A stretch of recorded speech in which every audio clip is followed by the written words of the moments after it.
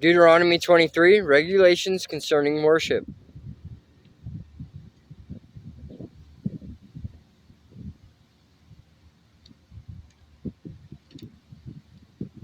If a man's testicles are crushed or his penis is cut off, he may not be admitted to the assembly of the Lord. If a person is illegitimate by birth, neither he nor his descendants for 10 generations may be admitted to the assembly of the Lord. No Ammonite or Moabite or any of their descendants for 10 generations may be admitted to the assembly of the Lord. These nations did not welcome you with food and water when you came out of Egypt. Instead, they hired Balaam, son of Beor, from Pethor, in distant Aram Naharaim, to curse you. But the Lord your God refused to listen to Balaam. He turned the intended curse into a blessing, because the Lord your God loves you. As long as you live, you must never promote the welfare and prosperity of the Ammonites or Moabites. Do not detest the Edomites or the Egyptians, because the Edomites are your relatives, and you lived as foreigners among the Egyptians. The third generations of Edomites and Egyptians may enter the assembly of the Lord. Miscellaneous regulations.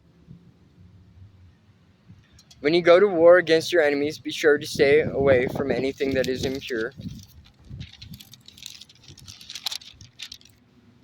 Any man who becomes ceremonially defiled because of a nocturnal emission must leave the camp and stay away all day. Toward evening he must bathe himself, and at sunset he may return to the camp.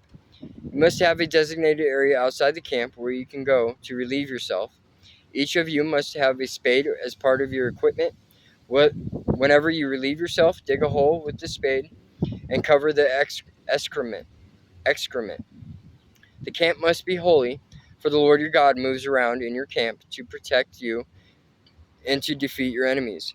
He must not see any shameful thing among you, or he will turn away from you. If slaves should escape from their masters and take refuge with you, you must not hand them over to their masters. Let them live among you in any town they choose, and do not oppress them. No Israelite, whether man or woman, may become a temple prostitute. When you are bringing an offering to fulfill a vow, you must not bring to the house of the Lord your God any offering from the earnings of a prostitute, whether a man or a woman, for both are detestable to the Lord your God. Do not charge interest on the loans you make to a fellow Israelite, whether you loan money or food or anything else. You may charge interest to foreigners, but you may not charge interest to Israelites, so that the Lord your God may bless you in everything you do in the land you are about to enter and occupy. When you make a vow to the Lord your God, be prompt to fulfill it in fulfilling whatever you promised him. For the Lord your God demands that you promptly fulfill all your vows, or you will be guilty of sin. However, it is not a sin to refrain from making a vow. But once you have voluntarily made a vow, be careful to fulfill your promise to the Lord your God. When you enter your neighbor's vineyard, you may eat your fill of grapes, but you must not carry any away in a basket.